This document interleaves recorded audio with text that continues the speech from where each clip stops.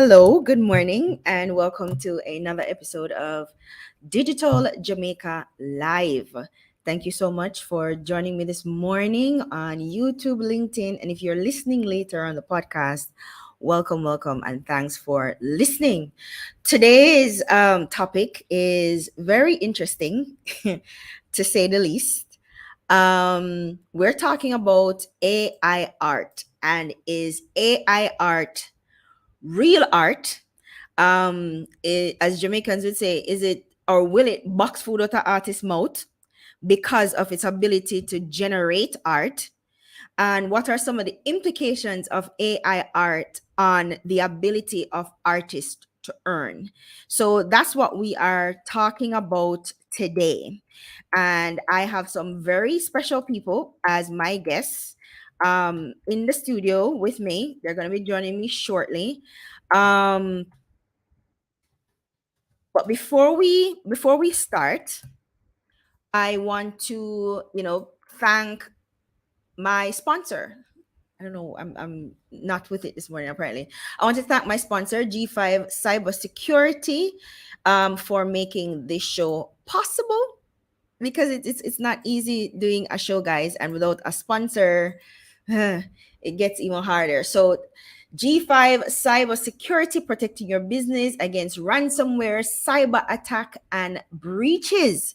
You can visit them at www.g5cybersecurity.com, and you can also get a consultation just to see if you are compliant with the Data Protection Act.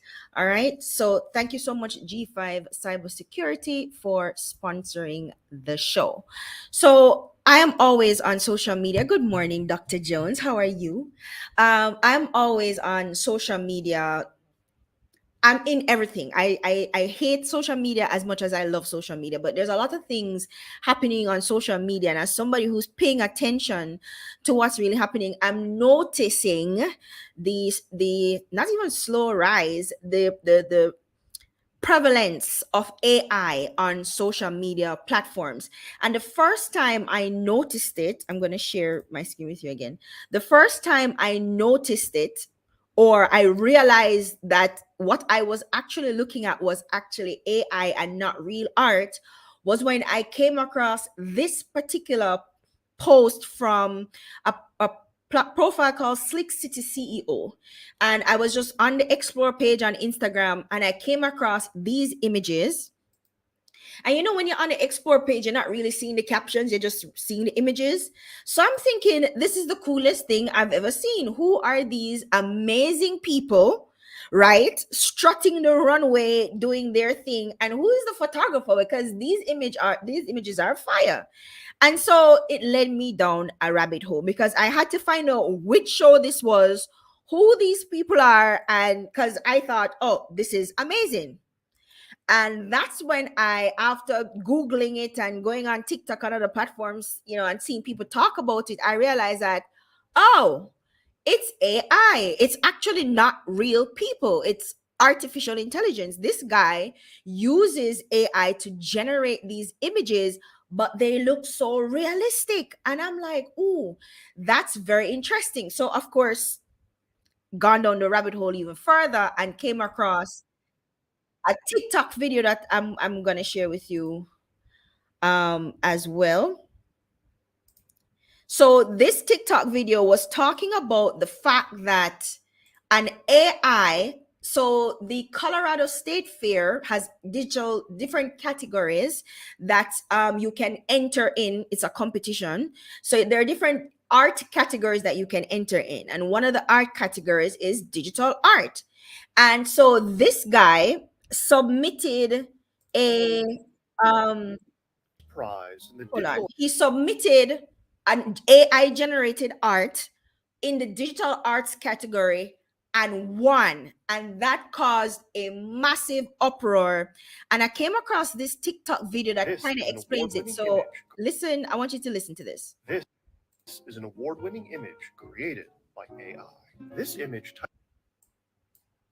titled Theatre de Opera Spatial won first prize in the digital arts category at the Colorado State Fair's Fine Arts Competition. It was created by Jason Allen using Midjourney and Gigapixel. The fact that someone won a fine arts competition using an AI generated image has not sat well with the artistic community, and they have let their thoughts be known. I knew this would be controversial, Allen said in the Midjourney Discord on Tuesday. How interesting is it to see all these people on Twitter who are against AI generated art are the first ones to throw the human under the bus by discrediting the human element? Does this seem hypocritical to you guys? Once a fun distraction, AI generated art has been cropping up more and more and even taking jobs from real artists. That's something The Atlantic's Charlie Warzel found out when he used an AI generated photo of Alex Jones for one of The Atlantic's newsletters. In Warzel's own words, he went viral in the bad way. Motherboard wanted to know how real artists felt about this AI generated image winning the Colorado State Fair's Fine Arts competition, so I reached out to Matt Bors. He's a cartoonist and a comics artist who you may know as the creator of Mr. Gotcha. Received this in reply. So first robots beat us at chess, and now they're hogging all the fine arts ribbons? Mr. Bors said in an email to Motherboard. Is nothing sacred? Seems like we're rocketing towards the day when people online argue over which AI-generated cinematic universe has the worst fandom. I can't wait. All this is awesome. I'm not saying anything about what could be done about this that will be publicly searchable by the AI police dogs in the future.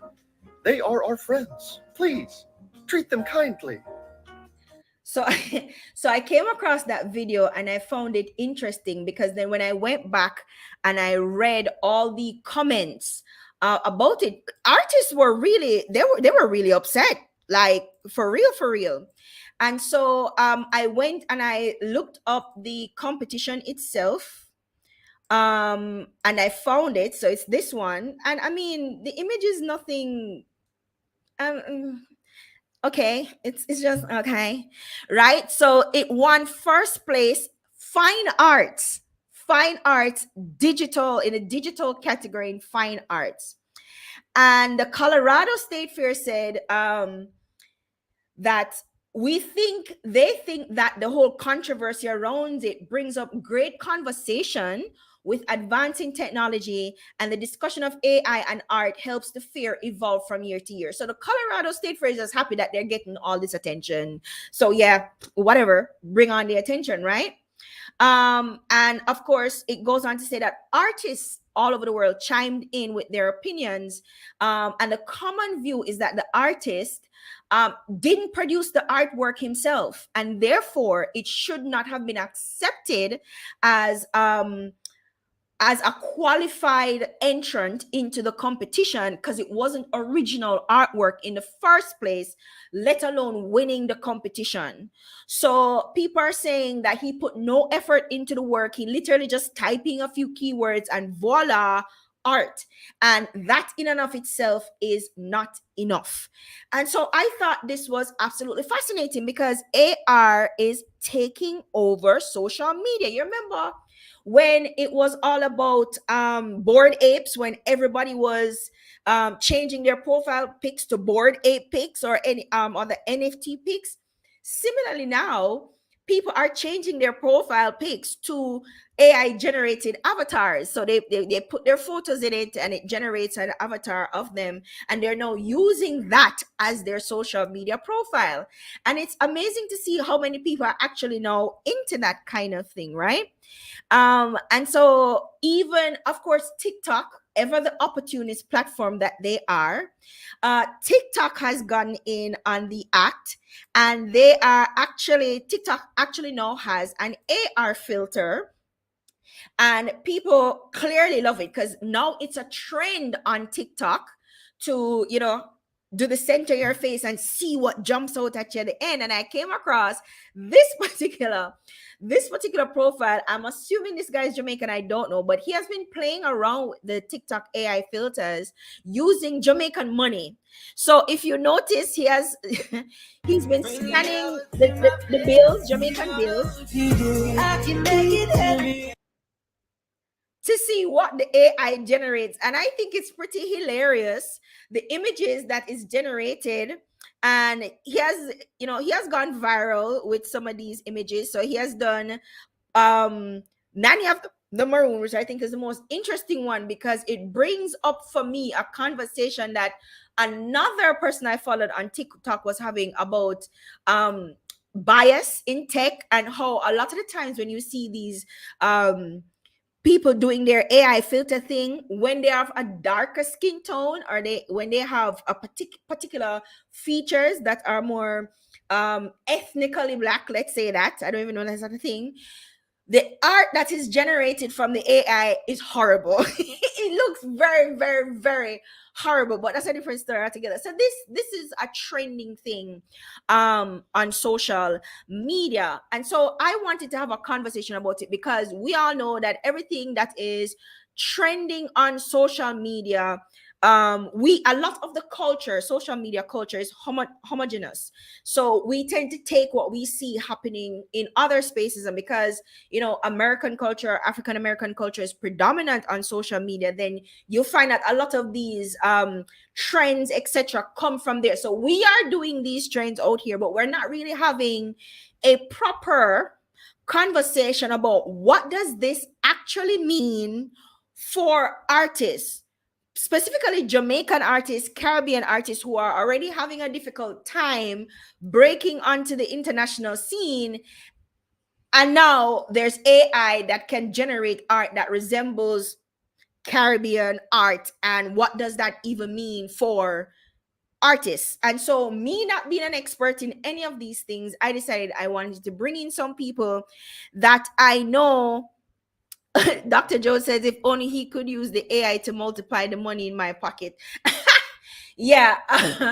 And so I wanted to bring in some actual artists to have this conversation because I like talking to the people who, I think could, illuminate the conversation because they're in it.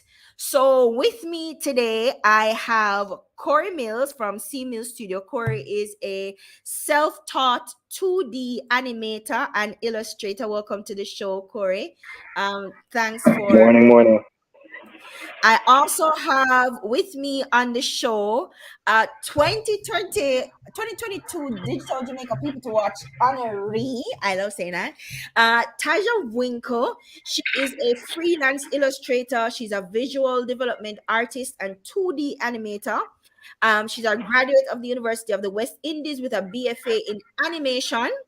Um, and she's just been doing the damn thing on the internet these days, and I'm happy to see it.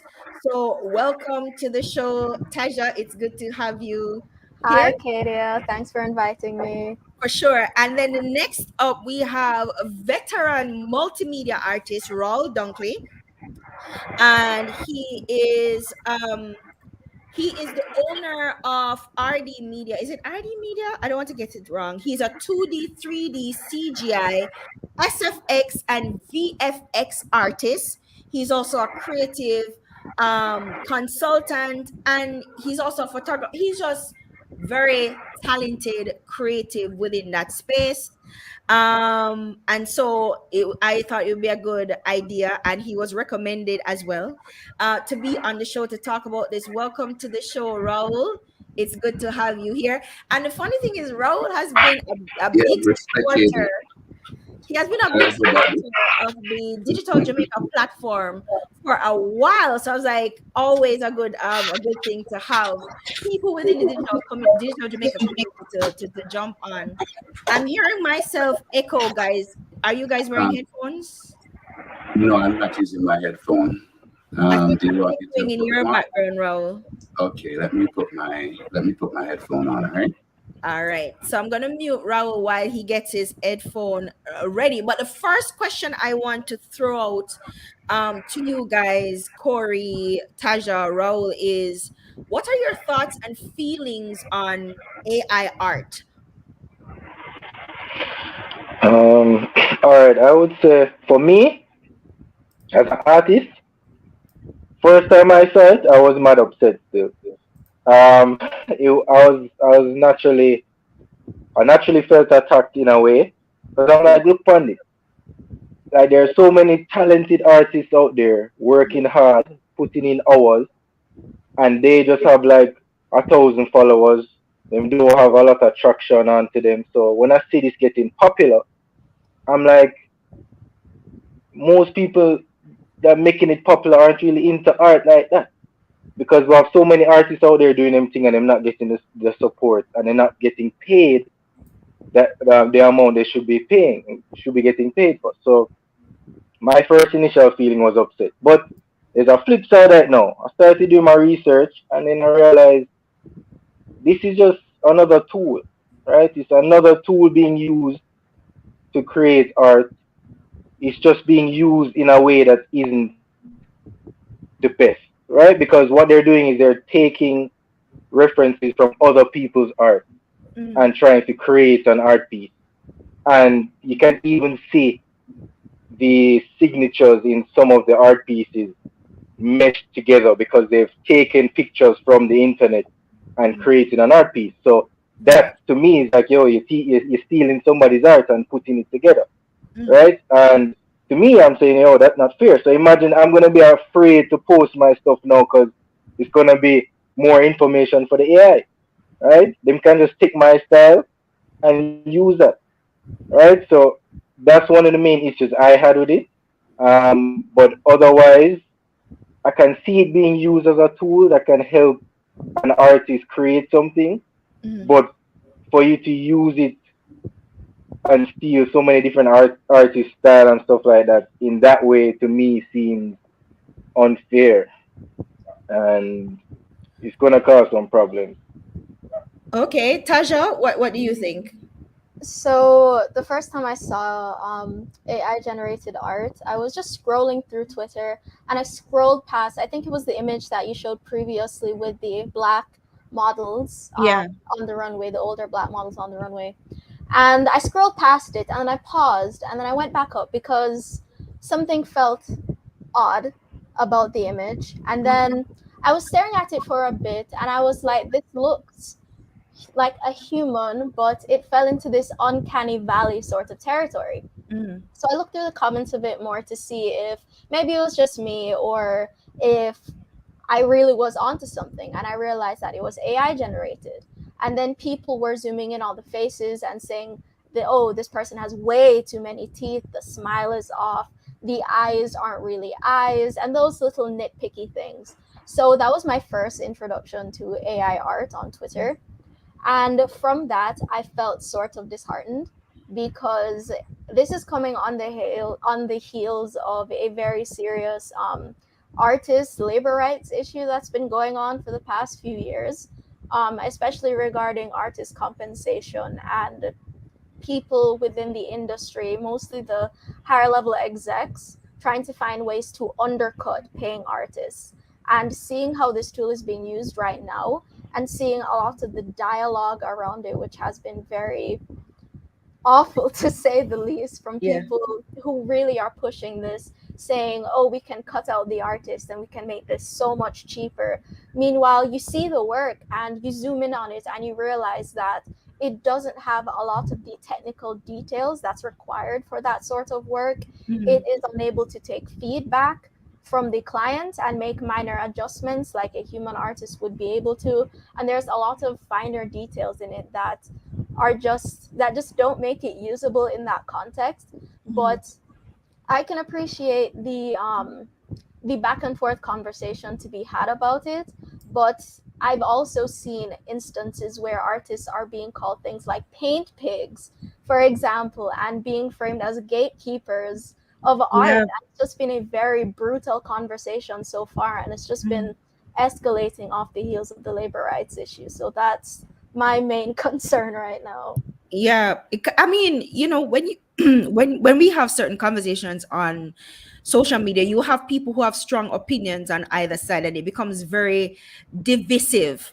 But yeah, that is definitely a concern, especially, and I've seen that where people are saying, oh well, you guys are gatekeeping, and what's the harm in this? We don't see, they tend not to be able to see, from the other person's perspective. And I can understand how that can be very frustrating as an artist, because trying to get paid as an artist is already hard enough, right? So I can understand how that's difficult. Raul, what are your thoughts on the matter? How do you feel about AI generated art?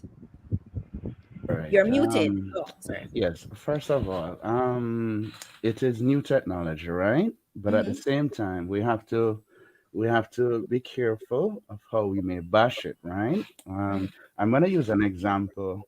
We have now what we call concept art. Most concept artists are not illustrating literally; they're kit bashing. So I'm gonna use this experience to show you something for you to begin to look at AI in a little bit different way than just getting into the hardcore conversation that is out there now. So let's go to kit bashing.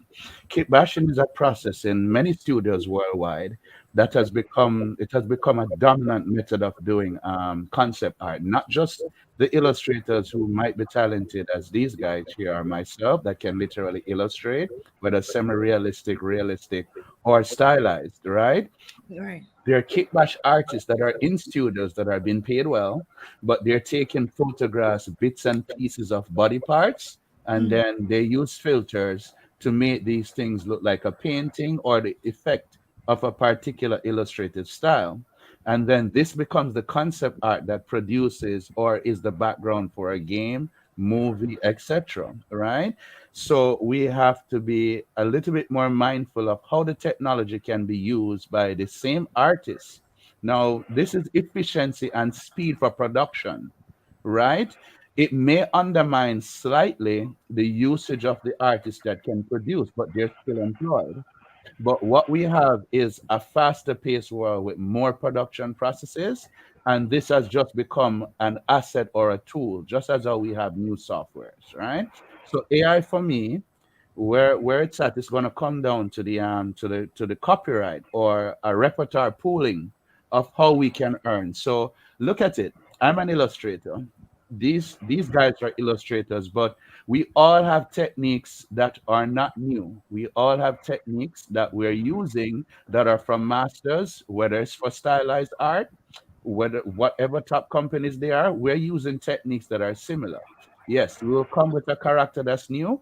We'll create stuff that are original, yes, but we're using style and techniques for eyes, face, etc., whether semi-realistic, realistic, or stylized, that still we can see that the influence is from this.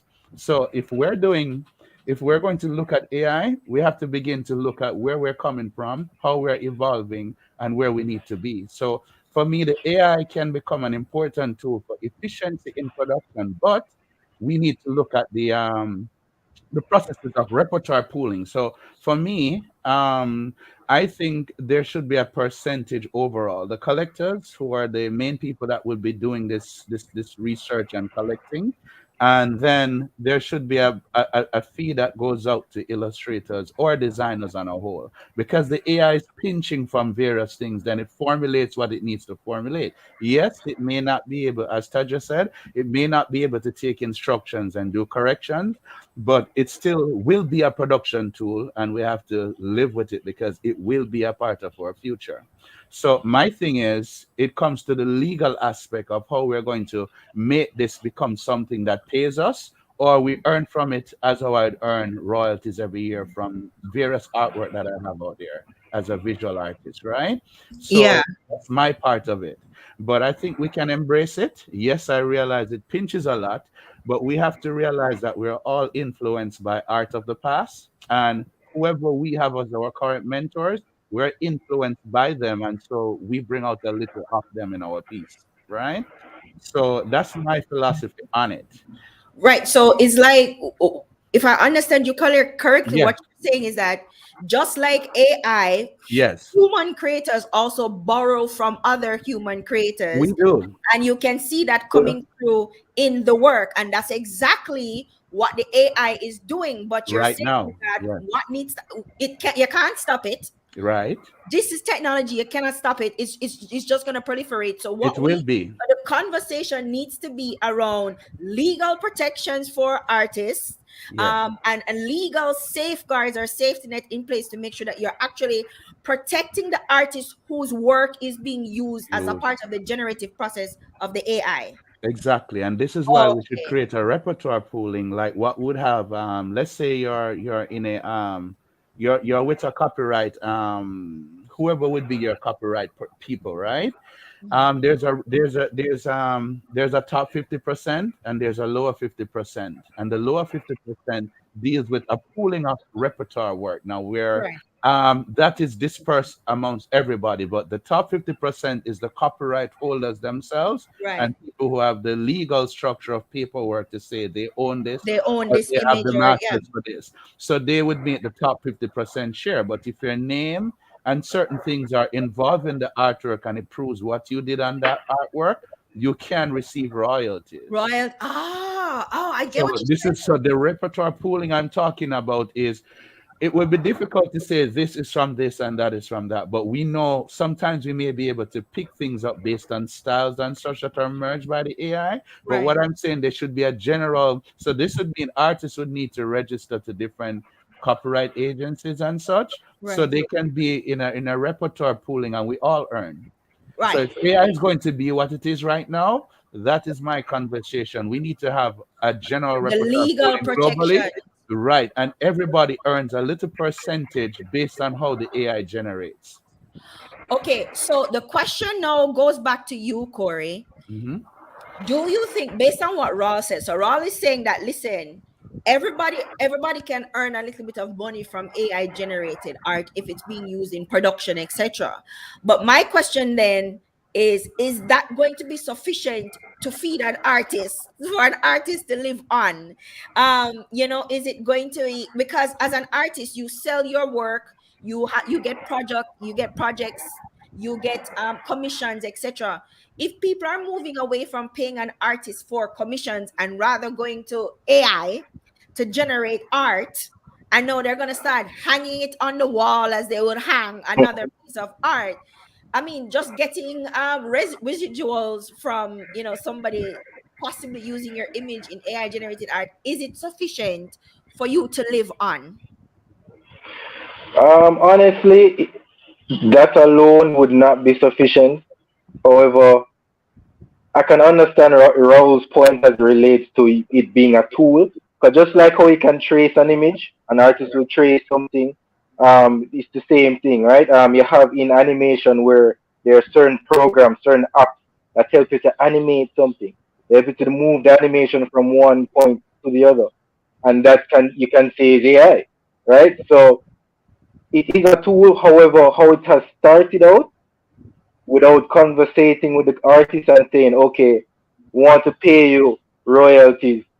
If you don't do that, then it's basically step. So as Raul said, it's good to get some copyright so you can get some money from it. However, the issue I have now is when providing art as a service, right?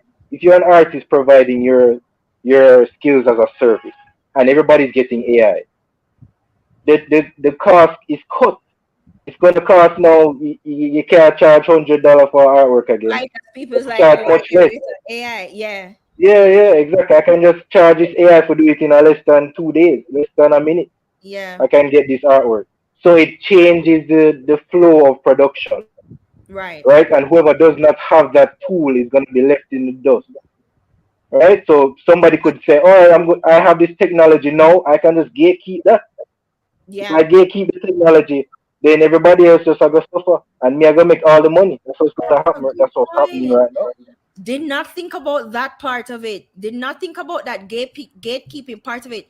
Taja, going back to you and your example about the labor rights and paying actual artists for their work, and you mentioned something that I thought was very interesting.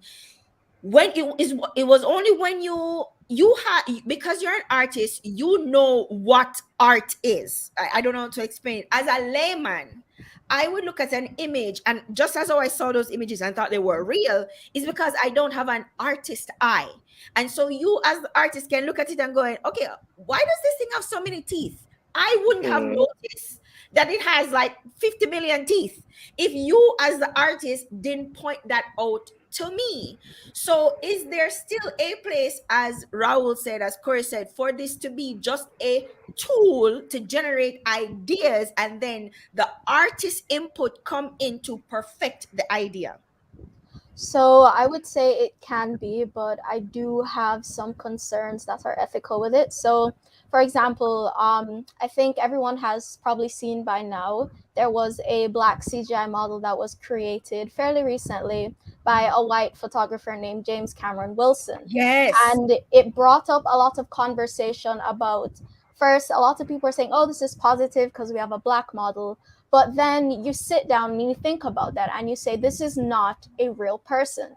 And then we run into the issues of quality representation for people who, within those North American communities and European communities, are historically underrepresented in a lot of artistic mediums. We also have to keep in mind that these AI generated models and these scrapers are made by people from those other countries. And they do have that perspective that they are informed by being usually white and male, and that can oftentimes bleed into the images that we've seen. I saw pretty recently as well someone generated um, a futuristic idea of what Jamaican people in court might be wearing, so the judges and the lawyers. But looking at it, it was visually nice, it was very pretty. But when you really dissected it, you can see this was not informed from a Jamaican cultural, from a Jamaican climate perspective. They looked very European, they looked very North American, the clothing looked very hot, the fabric was not suitable for our climate. And it is very interesting to see it can be used to generate concepts, but we also have to keep in mind that a lot of times these generations are not informed by our realities as people who are oftentimes very underrepresented in the art sphere. That's Right. one of the main things that I have an issue with. And another thing I have an issue with too as well is goes back to compensation, because you can say I have black models, I have painted black people, but then behind the scenes we get that recurring issue where black people are not being compensated for these things. You're able to use their image, you're able to use a very watered down version of black people's culture, speaking as a black woman myself, and then you move into that and you say, okay, these people are not being compensated. So again, it keeps circling back to that exact same issue that has just been very recurring within the art industry itself. Gotcha. And you know, I kind of touched on that earlier with the AI filters on TikTok because there's a lot of conversations around that too. So it's not just artists who are complaining about AI art, it's actually influencers and models and etc. talking about the ethical use of these tools to generate art, because Shudu, the screen that I just showed you, Shudu actually has brand sponsorships, and you know AI generated models, sorry, CGI models are not new. This has been around for some time now, and the controversy has been around, and it kind of sparked when Rihanna used a CGI model as a Fenty model, and people are like, is this ethical? Because another model, a real life person, could be benefiting from that. But then on the other side, people are going, well, the person who benefits is a real life person, the real life person who created the model. But as you said, Taja, it was a white man using a black CGI model, and people are saying that that's a form of blackface, and it's a form of cultural appropriation, and no, it's a form of ethnic appropriation to make money off of an ethnicity that you don't belong to, that is usually considered a minority group. As a white person who's in the majority group, which means you're in the group that has the power, you are now capitalizing off of your that privilege that you have by creating this black CGI model and making money off it. So that's the conversation around ethics goes very deep, guys. But I do appreciate the perspective that it's really a tool. And so there's another TikToker that I follow. His name is Bernard. And I want to show you a video that he did. And it's along the same lines of AI as a tool. And I want you guys, to give me your thoughts on what he's saying. Designers, is artificial intelligence really going to take all of our jobs? How scared should we be? Now, I have a confession to make. I recently, designers, again. is artificial intelligence really going to take all of our jobs? And how scared should we be? Now, I have a confession to make. I recently used AI to help me with a logo project. Now, before you start raging in the comments section, let me first say that I didn't use an image generation tool like Midjourney or DALL-E, mainly because they still suck at concepts. If you use a prompt like, I need a logo for a structural engineering firm using the initials KE, even after a bit of refinement, you still get options that don't suit the company's ethos, aren't fit for purpose, and quite frankly, just don't look good. However, when I use ChatGPT to help me conceptualize an idea for a logo, that's when things got a bit interesting. Out of the many tired and cliched ideas that it gave me, one idea to try and form a support beam with the letter K actually got me thinking. And this is where I ended up with the logo. Now, obviously, I still needed skill as a designer to bring that idea to life. I used a corner brace instead of a support beam, and using a solid building in the leg of the K to leave an E in the negative space, well, that was all me. But it got me thinking that maybe we shouldn't be so scared about AI taking our jobs, and instead, maybe we should focus on how it can be used in conjunction with a great designer. Designers. All right. So what do you guys think about that part? So he's saying that as an idea generating tool, it's useful. And then when you scroll through the comments, somebody asks, what's the difference between AI art and Photoshop? Because it's still a tool that you're using to manipulate or to generate something. So what's the difference between Photoshop as a tool and AI as a tool? So, That's why I was. Oh, sorry about that. Then okay. go ahead. Go ahead.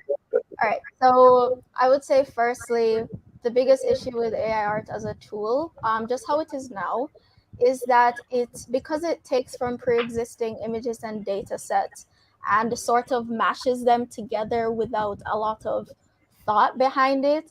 It ends up becoming this sort of messy visual experience that when you try to kind of maybe adjust it or you try to paint on top of it, which could be an option as well, you still end up with something that has been very aggressively plagiarized, is a word I would use, from other pre-existing images. And this is very different from Photoshop, because while you can modify these different images and bring them into your work, a lot of times these images can be paid for through a second service like Shutterstock or those any other service, really. So then you end up compensating those photographers, and then you can come back and you can modify these different images. If you want to use a certain person's face within Photoshop to use in an ad, you're going to have to sign a release form for that person to get their face.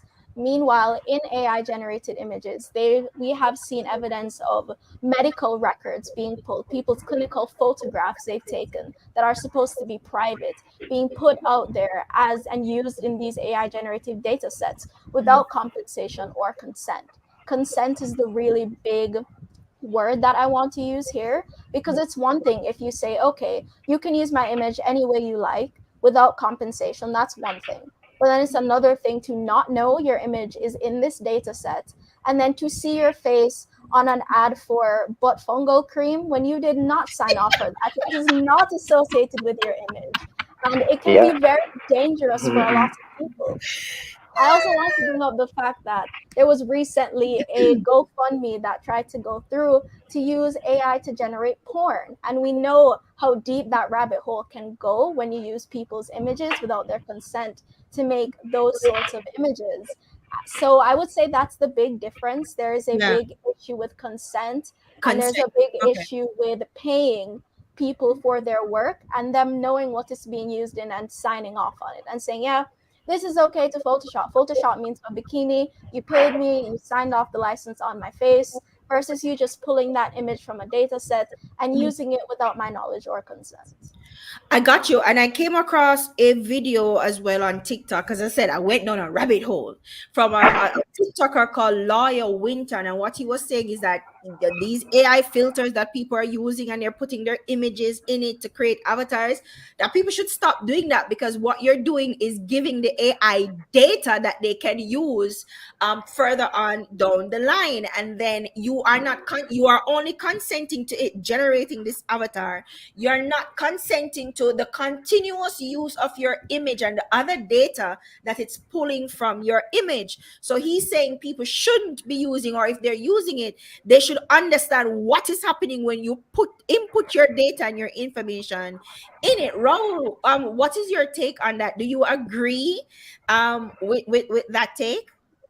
All right. Where I'm going to come from is, as I was saying before, I've covered most of this, but technically I've covered it very simply, right? Where the fact is that we're dealing with copyright and repertoire pooling, whatever is used out there or whatever the AI is going to take from, these would have been registered images, which is a processes the artist will need to take. So it doesn't matter what the AI mix matches, right? Would be getting our repertoire pooling. Now, as to the fact of us living off residual income, some artists can, some may not, but it will take an extensive portfolio of work before you build up a heavy residual. But at the same time, I want to remind you guys of this. The more the AI develops, and it is still in development, we have to remember that. So there are things to be refined legally, and there are aspects of the processes of the software and tools and apps that will have to be, they'll have to adjust based on where we can get in legally, right? Right. But what I want to say is, remember, the more we have more AI, the more we go into digital processes, traditional art becomes more expensive. Now, Oh, okay. this is something I wanted to bring up for today. I just Because want of, you guys to remember this now. is it because of Remember, scarcity? yes, remember now, my skills, my natural ability based on thousands of hours or hundreds of thousands of hours, right? In building and owning my skills in different areas, that is very valuable. I'm well paid as an artist, but the key thing is many artists will be paid well. And what you have to remember, you'll be more in demand for services that are needed. Our services won't be totally depleted. The AI is there, it brings competition, right? But while it brings competition, remember your traditional art and natural skills are going to become more expensive. Now that depends on how you can make those negotiations, right? So remember the AI art can punch out a few concepts, but it may not be going into detailed levels of making replicas and doing certain expressions. Let's say it comes on to animation or certain concepts for certain things. It may be able to give you a guide, but it may not be able to finish that guide into something more palatable for the client and you, right? So we have to remember that I said it can be very helpful, and how we utilize it, it can become or help to speed up production. So I've covered that in a light way that it was covered, but it was detailed by Taj and Cory, right? As well as you too, Kadia. But what I'm saying, remember now, traditional art becomes more expensive, right? So we have to learn to build up our pricing game. We have to Oh, learn to that, work yeah. on our contracts, and we have to learn how to sell. So negotiation at the table is very important. I'm Right. lucky in that aspect. But the other artists will have to learn how to negotiate and know what their demands are and know how valuable they are. The more there's AI, the more you become more valuable. And we need to look at that aspect. So that's something that can be a part of the conversation for today now. Sure. Tahja touch on something I want to I just want to put a little circle on it. Now remember, yes, we go to Shutterstock. Yes, we can go to the various things, take those images, mix match them, and create what we want. The AI is doing the same thing, but very fast. But what I'm saying would be in a database, all artwork, all things that are possible would be contributed to a database that will all be a part of. This is how we'll make the residual income from the AI taking, mixing, and mix matching what it needs to create whatever concept people may need. We'll earn from that, but that doesn't stop us from doing our daily function as illustrators, CGI artists, etc. All right. I haven't used it. As for putting my data and my images into apps, I really don't do that. And there are many reasons for that because there's mileage behind it that you're not really realizing what you're signing up for. But there are people who will be caught up into that, but they'll learn. For myself and my colleagues, I don't think they're doing much of that because they understand the whole issue of doing that, right? By Right. just contributing your images, but signing out your rights automatically. Right. So my thing is going to go back to when I opened up my first reasoning. It's the legal aspect and how we can build up that repertoire pooling. So Right. just like the Shuttersocks and such, we'll be all be listed as artists. We'll all have certain things we have done.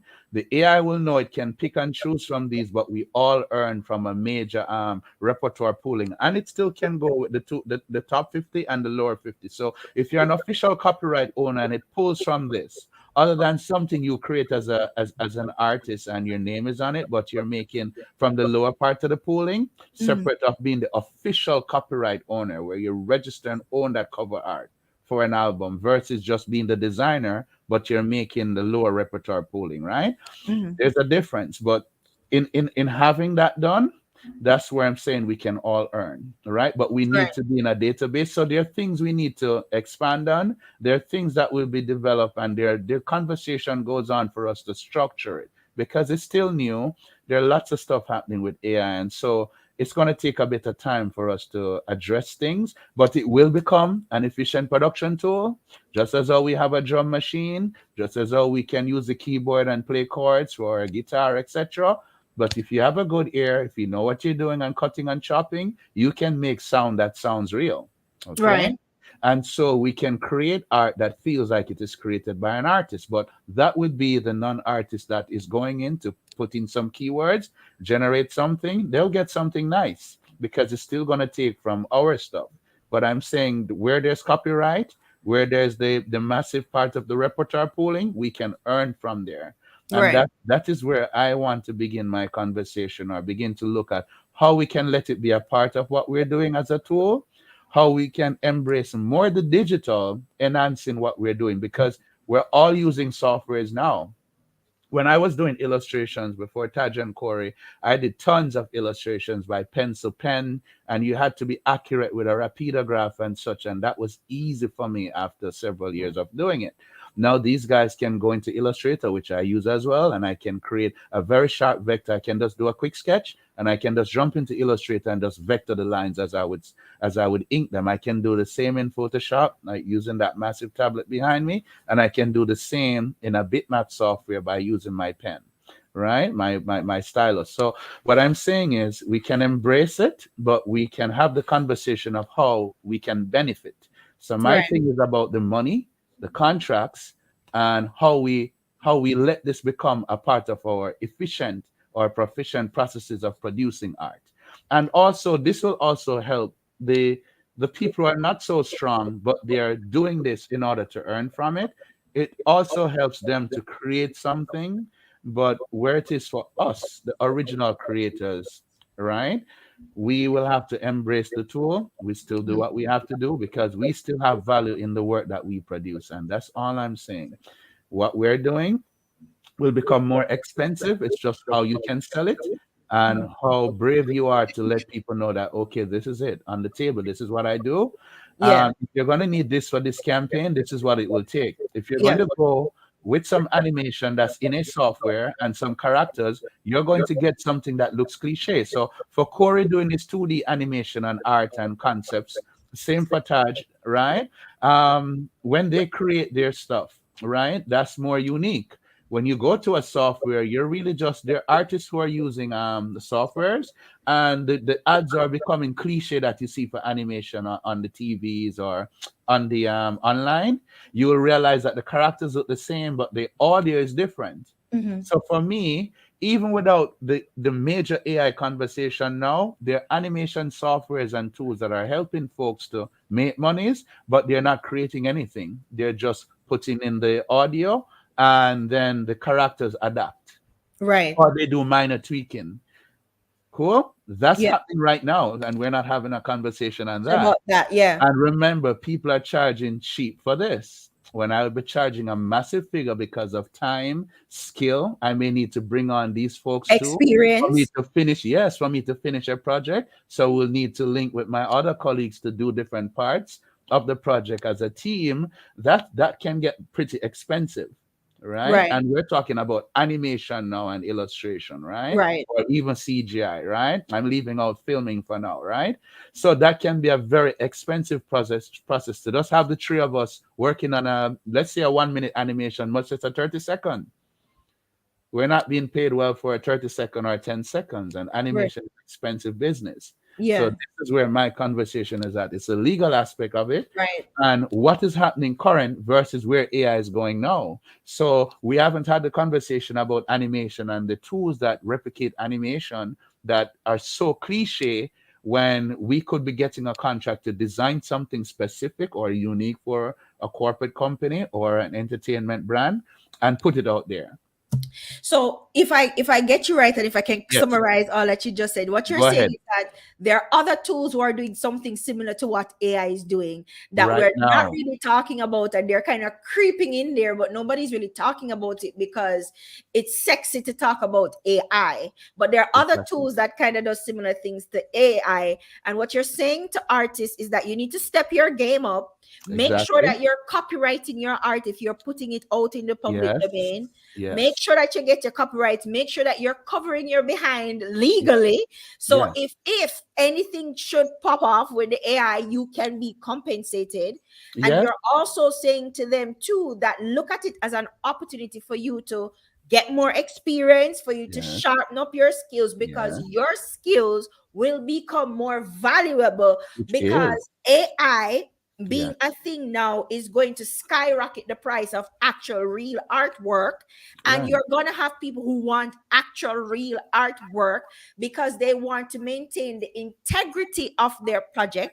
And Yes. so they will come to a real artist to get the Yes. work done. So don't worry too much about that, but Right. also make sure that you are pricing properly, because that's a problem I That's think a an lot of important creatives thing. have with their Yes. pricing structure.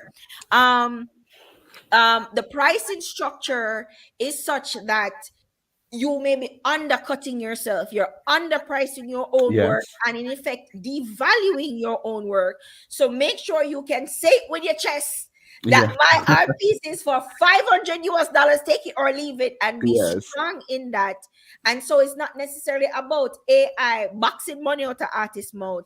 It's Right. about the artists themselves being skilled, being confident enough to charge what they are worth, and positioning themselves to be visible to the people who need this kind of service. Yes. So to get the AI service intact or to get AI intact where we become a part of the process in terms of our contribution of ideas or how this Mhm. will really work out for us or benefit us all, we have to make sure these AI people that are doing the stuff and the engineers, software engineers and such, we have to have that conversation because the software engineers are earning they're doing well because they own their software, it's doing what it's doing, it's generating what it's supposed to generate, they earn.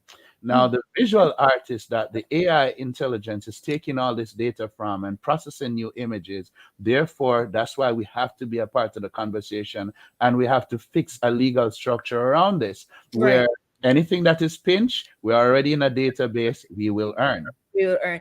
Um, But it's about percentage. What kind of percentage will we earn as the artist? It's going to be a wide pooling. So it would be ridiculous for high percentage, but we can begin to look at a percentage value that benefits us all globally. and it's Now, repetitive, so yes, you'll keep it's like residuals. yes, the AI is continuously pinching Yeah. continuously pinching from various. So we don't know if it's going to be Tahja or mine, or it's going to take something from Michelangelo or something from Leonardo, from the Renaissance era, or mix them with now.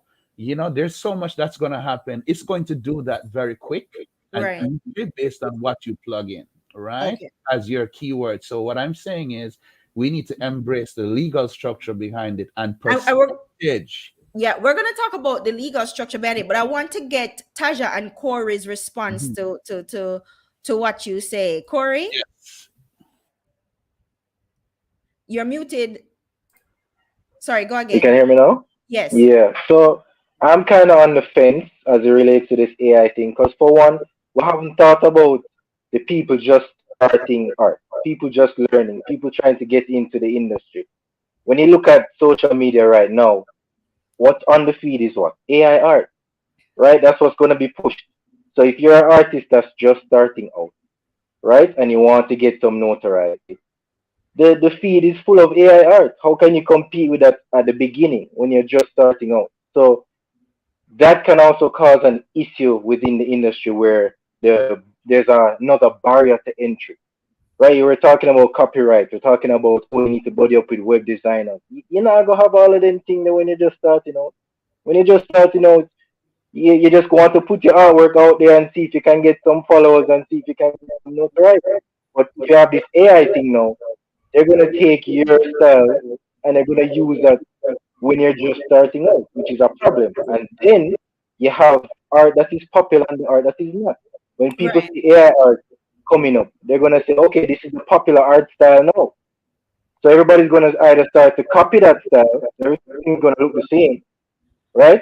And then any other style that you're trying to do may either increase in value or fully decrease in value. Nobody's gonna want that anymore, But right? Corey, what if So I push back on that a little bit to say it's just a trend and like all other trends, it will die off and people will forget it about can. AI and stuff. I will go back to appreciating real art because there's this particular person I follow on YouTube and Mhm. well, I follow her on our platforms. And she's always talking about how, as an artist, what artists need to do to become more visible online and to sell more art online. And she's pointing out a lot of the things that actual artists, Corey, are not doing. They are not consistent online. They're not consistently posting online. They're not engaging No, online. why And do you so think that? Why do you think that is the case? Why do you think that is the case? When you think about it, right now, social media has allowed us to see or put your stuff out there on a more global scale. So you're seeing everything now, right? mhm. Everybody's seeing this AI thing now, right? Once you say it's a trendy thing, it's gonna get popular. You're gonna see more of it, and it depends. We don't know. We don't know how it's gonna go. We don't know in the next couple of years if it's gonna fall or if it's gonna rise. However, I think sometimes I don't even want to talk about it because it gives it more strength. But at the same time, if it's going to make more money for people are going to invest in it, right? So So over do you time, we have to think about that, and we have to think about, all right, if we're creating this AI thing, do we really need to have more things that make productions faster? Because we already don't appreciate the artists and what they do, and we already don't pay them enough, and we already treat them a certain way. Do we need to now add this and then now cause another friction within that ecosystem? You get what I'm saying? So it's gonna cause friction and things are gonna get broken during that process. um And you Dale, have to what do you mean by frozen thought? Dale said artists will Right. face an existential crisis. We have to keep in mind frozen thought in relation to AI. I'd love to know what you mean by frozen thought, Dale, because I think that sounds like an interesting concept. But Corey, basically what you're saying is that artists are already having a rough time out there. All these tools and tools coming in is over time bringing down the value of actual art, and it's already a struggle, and we really don't need more tools to cause more problems. That's pretty much what I hear you say, Corey. I mean in some sense, like I'm saying that the tool just needs to be refined in a way, just like how Raul said, the legal aspects, there needs to be some regulation as it relates to AI art because it's not just about the production speed, it's about viewership, it's about when this is The online, buy-in everybody's from gonna the public. yeah, exactly. So it's not just about being able to speed up your process. Sometimes you don't have to always speed up the process. You get me? I enjoy that somebody took hours to do this thing, right? Look and say, all right, this artist took hours to create this thing, right? Otherwise, it's gonna always be about the bottom line. It's always gonna be about, oh, we need to do this faster. How can we do this as fast as possible? How So we can do this as cheap it's as possible? commodified. It's now commodified. Yeah, Okay. yeah, exactly. You're gonna start milking the thing, and it's And gonna that's, ultimately, that's when yeah, yeah. that's when you're gonna start have quality issues, right? As Tajay was saying, is gonna have quality issues. You're gonna say that, oh, this thing is not refined. You're gonna have issues with the copyright, as I said at the beginning. So we'll have to be very careful how these tools are introduced, because they can then now destroy things that we had before set, and people can suffer because of that. So what if I say to you then that, listen, as somebody who loves movies, as somebody who loves anime and animated movies, shows, series, whatever, to me, integrity matters to me as the viewer, and I will only patronize work of the highest quality then. So if somebody wants to cut a corner just to create art to speed up production, they're going to lose me as a customer, as a viewing, as a member of the viewing public, because to me it brings down the value or the end product. And so in that way, I think that that is going to prevent persons from just moving into fast productions, only using computer generated stuff. We don't care if it looks really good, as long as it looks okay enough, because they're going to lose consumers if they do that. Yeah, but how them going to find them, right? If everything is full of AI and social media and everybody's using AI mostly, how them going to find the traditional people? They're going to be lost in the crowd. They remember, there's an algorithm. But social media is not the only platform, Corey. Yeah, but then now you're limiting the amount of spaces they can be popular in now. Right now you're No, saying that, no, but I'm if you're saying saying that it's you're not just social I'm media. saying you're limiting the spaces because you're only talking about social media, but there are other No, but digital what I'm saying platforms that is, artists can. I agree, you know. However, you're then saying now them need to move from this to that now. Because you're saying, because social media is one of the main things people use now, the most easily accessible thing. And if you're Right. saying that, oh, there's other places, yeah, but at the same time, you're telling them to move somewhere else now. You're saying, me no want you better. No, Go over no. here. What I'm saying You get is me? that the people who are in the industry, who are looking for actual artists to create the work, know where to go to find the artists. So me as a layperson just scrolling on social media, I cannot afford to hire a C-Mills art animation studio to do anything. But somebody who wants your services to do X project will know how to find you, because they are actively looking for this service. I'm just a casual user of social media. Yeah, but how them go? But let's look at it from the layman's point of view, right? How are they going to even know that you're using AI art to create whatever they want? Right? They're gonna say, I want this artwork. It could look real. When I did digital art, when I started it and I printed it on a canvas, people never know it says digital art. It says Oh, digital art, I never even know. So it doesn't matter, they're not going to know. You get, yeah. and some people not going to even do them research like that. Them just going go on social media, see this artist, oh, I like this work. Let me get an artwork from them. Them not gonna ask if this is AI or not. So then it gets confusing now. Like all the different things are mashed up together rather than in their separate spaces. So people can parade as them being traditional, and it's really AI them are used for the side. You're not gonna. So you're saying that it's too easy to fake it. Exactly, because it's gonna be refined. The AI Okay. thing is gonna be refined. So Yeah. Gotcha. that's one Understand. of it. Taja, Mm. what's your take on this? Do you agree with Corey that social media is kind of one of the biggest problems, because people don't do their due diligence anymore in going out to look for actual artists? They're just looking what is trending on social media and trying to capitalize on that for their own project. So they use the popular people on social media, not real artists. And also what Raul said about, it's just look at it as a tool and make sure that your shop is in order, so you can position yourself to price at a higher price point.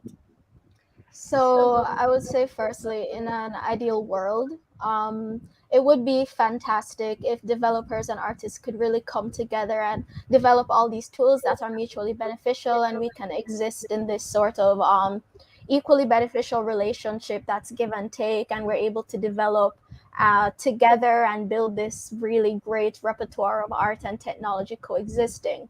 But unfortunately, the reality that we're slowly seeing now is that they don't really want that. A lot of times when developers sometimes make these tools without the input of the artist, they're trying to find a way to undercut the artist. And there's usually this unwillingness to speak to the artist and say, hey, how can we fix this? How can we further develop this so that you can use it? I want to pay you for your work. That conversation usually and very unfortunately does not happen. There are developers that I have met that are really great, and they will talk to you and they'll say, hey, I'm developing this and I want your input on it, and we'll keep in contact. And those people are really, really amazing. But unfortunately, it's not the majority, and it's not what's very popular right now. It's not what's earning a lot of the money. A lot of the new animation tools that we have developed, for example, a lot of times in 3D animation, when they're rendering hair, you have to build certain software to do that more realistically or for it to move the way you want. But that's happening within the studio, within that time, within that space, for them to say, okay, the artist can do it like that. Artists will still be compensated for using the tool. But with AI art right now, they're not being compensated for using the tool, unfortunately. And it does feel a bit like diminishing returns as well, because for example, this happens in the translation field right now, where somebody will type a text in, let's say, English, and they want it to translate it to Portuguese. They will input it into a translation software, but then because it doesn't sound right in Portuguese, because the AI is not able to correctly understand the context and the subtext of what the original document was saying, they move on to a human translator. So while ideally that human translator would be paid handsomely for, editing what the AI had created, unfortunately, what ends up happening is they have to start from scratch again with the original document that was in English, because the original meaning is so far lost from what had been previously translated that it becomes a dual labor that is undercompensated, unfortunately. So we have to look at it from that angle as well, that unfortunately the people who will be paying for this service, they may not necessarily understand what it means to first cheap out on having the original concept and then bringing it back to the artist to fix, when unfortunately the artist is going to have to do double the labor to fix the concept, because the original idea behind it was lost, the bones of it are wrong, and it becomes this issue of having to double the work for less pay, because in their eyes they'll see it as, oh, you're just editing this, it's so easy, it's already a pre-existing image, but they don't see the real work that has to go behind it to make it usable for the idea and for the thing that they would want that content for. Gotcha. I get what you're saying. And let's move quickly into the legal aspect of it. So showing you another video, and I'll start with you, Tahja. So showing you this video, and then I want to hear your thoughts. For those of you who are thinking about doing something like this, AI generated artwork, books, or any other type of creative work, listen up. This exact situation is happening in the U.S. Copyright Office right now. The U.S. Copyright Office reached out to the artist who registered for copyright protection of this graphic novel. They're asking that she prove substantial human involvement in the creation of this graphic novel that was partially generated using artificial intelligence. This is the artist. Her name is Christina Kashtanova, and this is her graphic novel, Zara of the Dawn. It actually looks pretty cool. She was awarded the registration of the copyright back in September, and it was highly publicized as the first instance of an AI-generated work being successfully registered with the U.S. Copyright Office. Now the U.S. Copyright Office has given her 30 days to prove her process in creating this graphic novel and the substantial human involvement. Otherwise, they will cancel her registration. So we'll see how this pans out, because as it stands, the Copyright Office has already ruled several times that creative works, art, whatever, generated by artificial intelligence is ineligible for registration for copyright protection.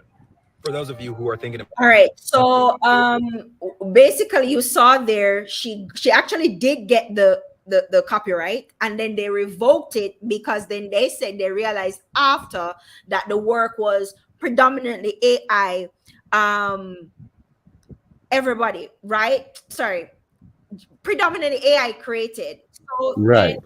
I went back and I went back to the document that he was showing from the US Copyright Office. Now we're talking about US guys because there's no Jamaican equivalent to this, because this is not something that we are talking about here.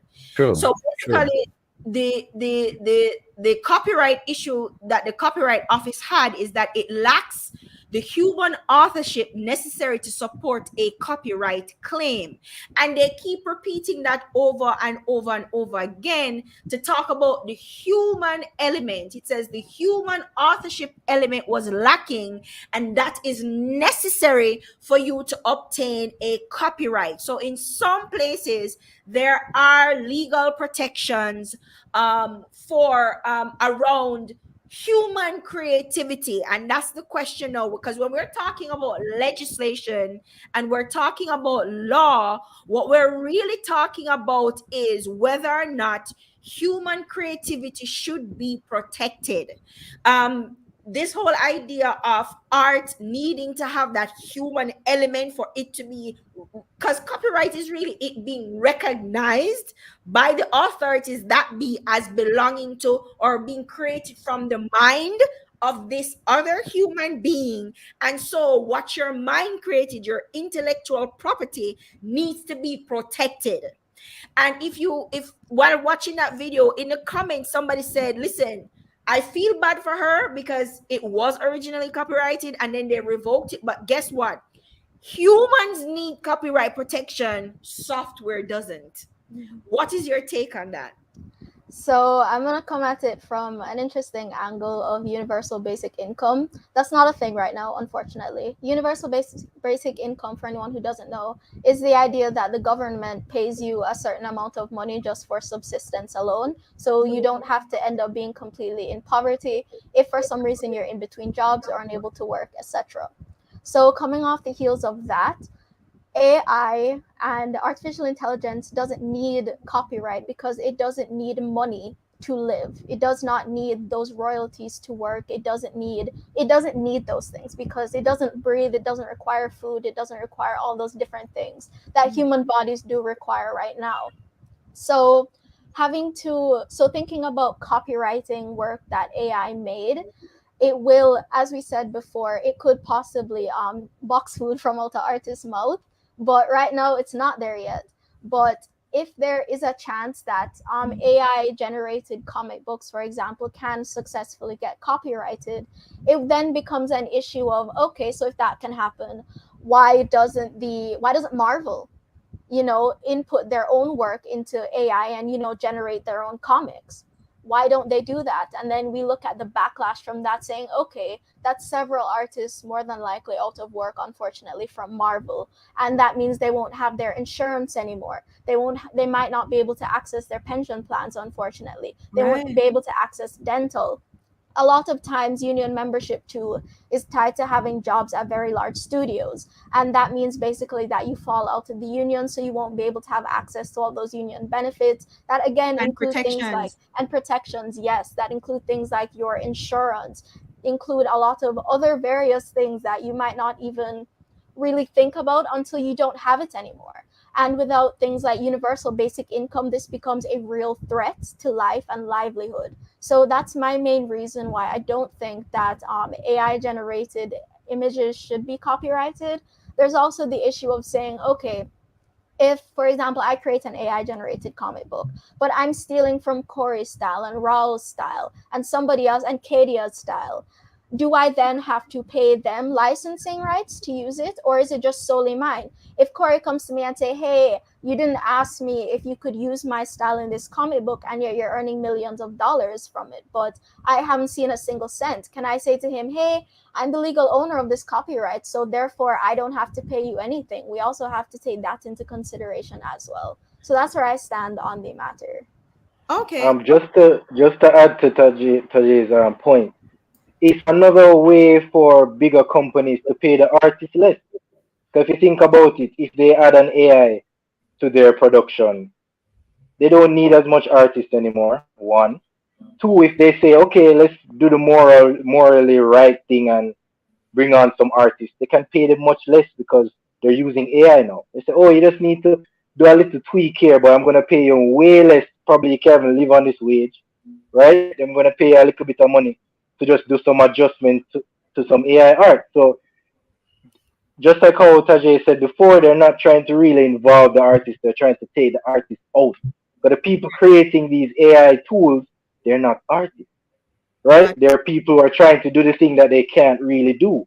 And just like how they said that human, you need human involvement to create a copyright. All you need to do is say, okay, get this one artist. You just need to draw a two line on it, and that's human involvement. Right? I just pay him a $2. Me get about 90% of the profit. Him just get a little $2, and that artist now has to be bouncing to different companies to hopefully get involved in their production and get a little penny here and there. So the amount of money being given to these artists in these big companies is going to be cut. So that is something you have to consider when you're thinking about bringing on AI, because that's what these companies are thinking. They're like, yes, another way to save money and get more profit, right? So I don't have to give everything to labor, right? So you have to think about those things over time. So you're saying Yeah. in a capitalist society that we live in, it's about keeping down the cost of labor and maximizing profit, and that is what Hmm. AI is going to allow them to do, which further disenfranchises artists. All right. Exactly. Artists Um, are there, burn out already with work and getting paid, not paid as them should. So it's not got gonna go better from here.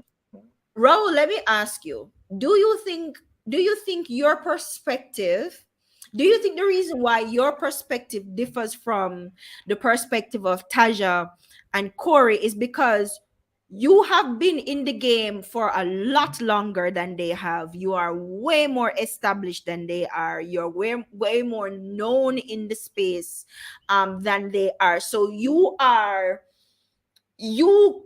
may not be able to relate to them, and they may not be able to relate to you because they're up and coming young artists, just getting into the space, just trying to establish themselves in the space. And I don't mean young as in you guys haven't been doing this for a while, but in comparatively, right? So you're relatively doing the space compared to Rahul, who has been in it for decades, right?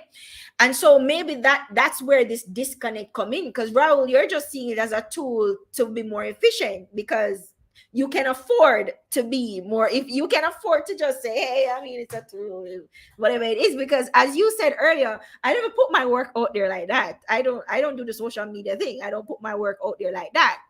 And you said the reason why is because I'm in the game and I know people who I know who are also in the game, who's been in the game longer, know better than to put their work out on social media platforms as well.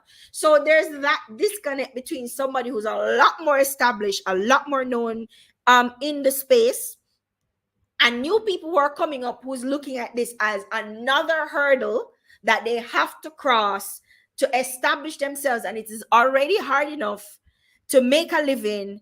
We don't need no more problems. We don't need no more things running interference. Okay, what do you think about that? Do you think that's why there's a disconnect between you and them? Right. There's not really a disconnect, but what I'm going to touch on that, what I'm going to show my colleagues right now is there's a level of value. Now, the luck for me is when I was very young, I've Mhm. been around professionals that are teachers and they run their own studios. That's what I grew up seeing. So while I'm being mentored, I'm also seeing business, how to price work, how to value yourself. And then I'm also going off to the institution where these people would teach to see how they run a classroom and become a part of that class. I've been doing this since I was a child. Okay, right up into my teens. So I've always been around professional artists. They're all my mentors. I've always been around them. So business and the way in which I learned it and the way in which I can stand up for the principle of value, right, is the difference. Now, yes, you can be young and entering, but you can have a wealth of experience and knowledge as to the value of your work and pricing or how to negotiate contracts. See? I've Mhm. been doing that from in my teens. but I've been well established by the people that were around me, what I could take away from them, and also what they had taught me. So that's where I'm going to have a little bit of separation from my colleagues here now. So remember, I've been making money from I was in primary school, and I've been making money while I was in high school. It's the same when I went to Edna. I was making money every week, doing tons of illustrations and projects. And immediately after I left, lots of business. So what I'm saying is your potential to earn, but also your value, knowing how to value and knowing how to negotiate is going to become an important process. So it doesn't mean that because you're new or young, it means that you cannot stand for value or negotiate. So negotiation is what is destroying the industry right now. Let me show you how this works. Um, let's use Marvel, MCU. The VFX artists are coming under a lot of pressure now, right? What happened is when they began this process years ago, not realizing that they would need to put out like 6 or 7 blockbuster movies. The money was good then. The time they were doing was good then. But when the company or the business needs to, we always have to look at the business aspect. A company always is looking to save while they earn more. The more they earn, the more they'll want to save. But it is for us, the artists, who are the main hurdle or the main pedal in production to stand their ground. This is where we have lost because we're not negotiating. We're more looking to be compensated all the time. And this is where we have given the edge to companies or clients, whether corporate, government, etc. We have given them the edge to play us on the playing field. We don't stand with the whistle and ref the game, and we have lost. We have lost in that capacity. So this is it. Let's look at the animation industry and let's look at CGI behind movies and Marvel. Where Marvel is concerned, and this whole blow up the other day, what has happened is the artists did not negotiate well from day one. They weren't visualizing or projecting what the capacity of work would be like the more great films are going out, and the whole reception of how that is received, how much more work they need to put out, how many more movies would need to come out. There was no negotiation from day one. That's a lack of vision. And this a business sense of knowing how to deal with contracts, to know that, listen, if we're doing this now and this becomes successful, this will demand a certain amount of time and hours. More people may need to be employed in this, but how will we be compensated? We need to look at a percentage of such.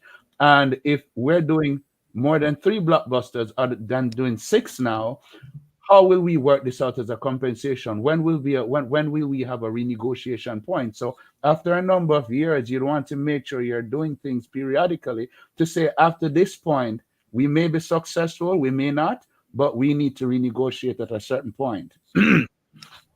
This goes for the actors as well as the artists. This is where we're failing. We're failing to project well. We're failing to look at the business as to From how the we top down. can be compensated. So Mhm.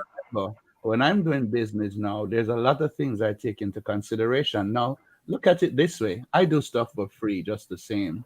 I do stuff based on negotiating budgets based on startups, but it all comes down to my negotiation and also giving the client a discovery and an experience of why I'll do this and where this is really at in terms of price value. All right. So we have those options, but the business wise, when it comes on to corporate businesses that we're going to be employed into, we need to stand ground and we need to really sell ourselves well. So sometimes it's the artists, it's us that are really crippling our own advantage. It's sad, Um, but this is just the truth. Let me just do you add before you to come to Cory? Raul's point. Yeah, Okay, yeah, go ahead. Go yeah. ahead, Let Cory. me just add to his point. I do agree that as artists, we need to band together more and make sure we negotiate. However, Yes. when you look at the creative industry in Jamaica right now, let's Mhm. use Jamaica. Yes, sir. When people ask for a graphic designer or something and you tell them a high price, them say, Lord, me can get that for $3. Because our man around the corner is doing it for less. And now that you're providing tools that make it much easier, the price is gonna go down. So Yeah, I understand where you're saying that It's we need to like negotiate when better. Canva it's like when Canva came on the scene, Corey. Exactly. You get what I'm saying? So you're gonna have people or you're gonna have artists who are gonna provide it for less and say, oh, I don't need 5%. Just let me do that one artwork. And that's gonna cause the ecosystem to change now because they're like, oh, I can just get a cheap artist to do it for me quick. Right? And no matter how much negotiation skills you have, if the people that are buying your product don't value it in that way, they're not going to pay you. Right? You know how much time I tell people how much for animation, they're like, Lord, that's so much. That's so much, and them don't know how much work is put into it, right? Yeah. So if they think that it can be done in less than 3 seconds, they're gonna always want it for less.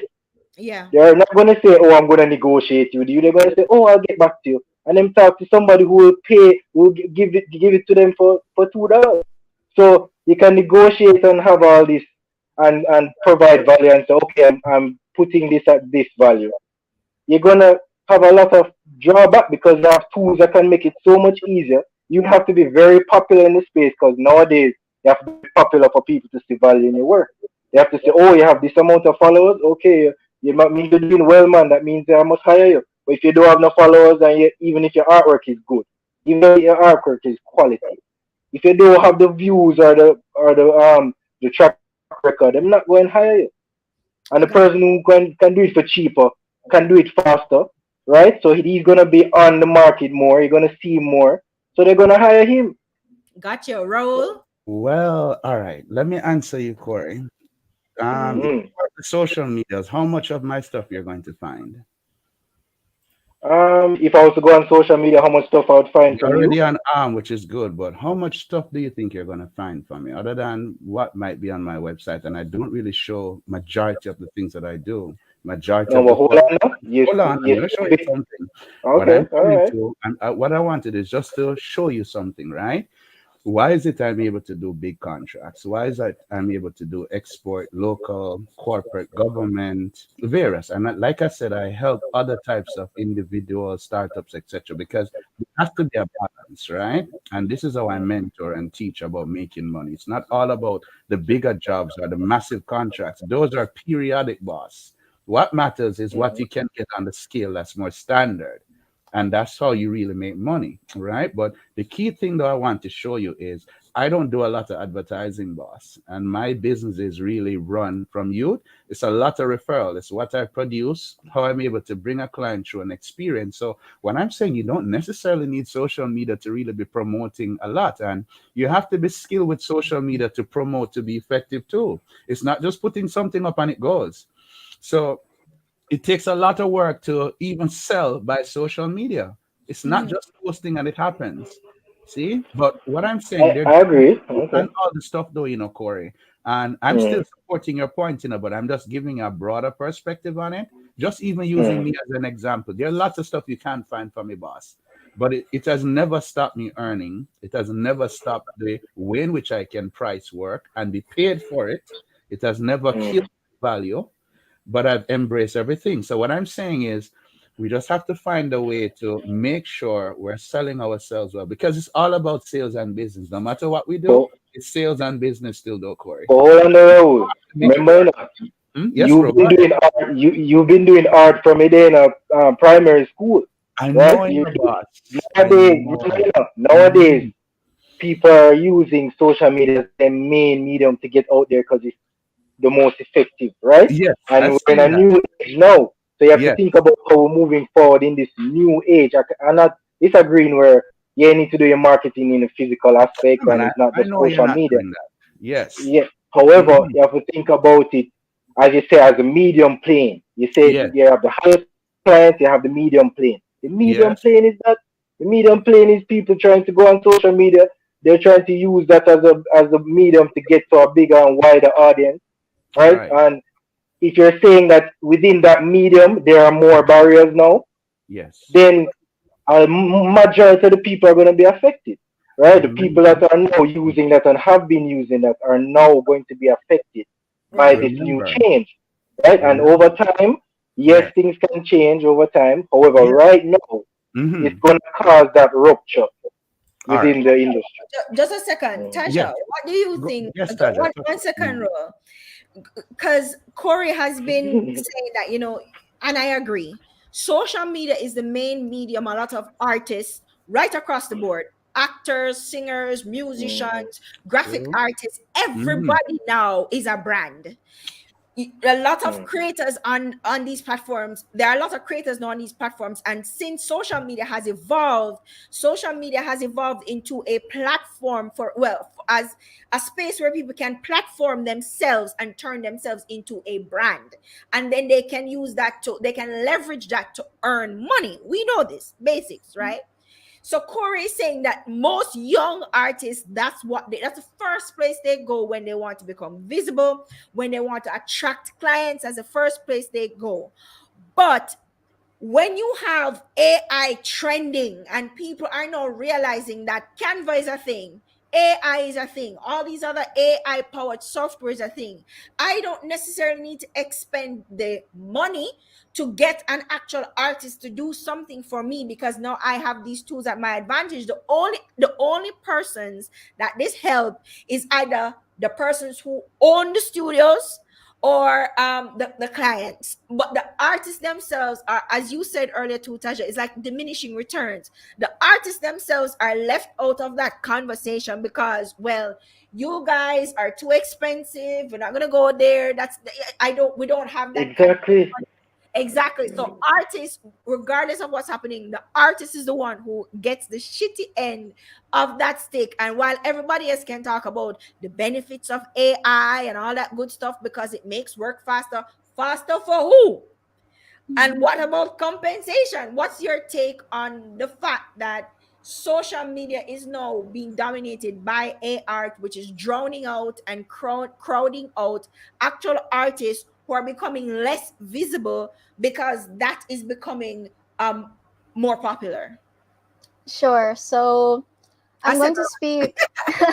So I'm going to speak at it from just like a knowledge of the social media algorithm. So everyone knows sometimes you'll see content creators post, hey, the algorithm changed. Instead of just commenting, you're going to have to share it. You're going to have to save this post. And then it switches again. Hey, instead of sharing, you're going to have to repost this, etc. We all know that sometimes things can change in how the algorithm works. And the algorithm is what basically dictates what gets seen and what doesn't get seen, essentially, right? So when you have a lot of times AI, the things that people generate will be based off of already popular styles. So you do have some examples of artists that do have very popular styles, they have lots of followers, and people will use their names within those prompts to generate styles that look similar to their styles, right? right. Because those styles are already popular on social media and they fit this sort of thing that the algorithm recognizes, and they get that same level of interactivity as a post, it Mhm. becomes a thing now where anytime a post sees that same level of interactivity and fits that same visual description and those same tags and everything's almost identical, those posts start slowly climbing up into people's recommended and into the community tab, and then those posts slowly start filtering up. What we start seeing now is a lot of art that might start looking the same because it is mimicking already popular styles. Right. And then that leaves artists whose work would usually be quite visible but do not have a similar style to slowly being relegated further down in that recommended tab, which Right. is usually an issue. So I would have to say that when we think about social media as being visible, now it's our digital equivalent of social proof. You see someone commenting saying, "Oh my god, this is incredible," and they share the post and they say, "Hey, check out this artist." A lot of my recommendations do come from social media. Some do come from my website, and some also come from less social media like LinkedIn, for example. But at the base level of that, there has to be this idea of being visible. And that visibility is extremely important when you don't necessarily have a name for yourself that was made before a lot of these things became popular. A lot of times when people want art, they'll start with what they already know, so they might type in a familiar name or a familiar art style or a familiar book, and then from there they can branch off. what ends up happening might be that there's certain keywords that are typed into AI prompts. There are certain keywords that are put in the tags and put in the comments. Those will start to slowly overtake the algorithm, including on Google searches as well, unfortunately, and within Google Images. That will slowly start drowning out people who previously would have fit that criteria and are Gotcha. human artists. So there is that idea that we have to be very careful and really understand how the algorithm does dictate a lot of times what gets seen and what is popular, and how abusing that algorithm through AI can also slowly drown out those artists that previously would have been able to be visible despite not fitting exactly that criteria, because there wouldn't be such an oversaturation, I would say, of art being generated in that particular style, in that particular description. That was so well said that there's nothing else for me to that. That was a very good way of explaining how social media is actually, a villain in this case too. They are part of the problem. They are part of the problem. They are always a part of the problem. Well, it is one main platform. It is one main platform or set of platforms, but comes under social media. But remember, we have many more platforms still.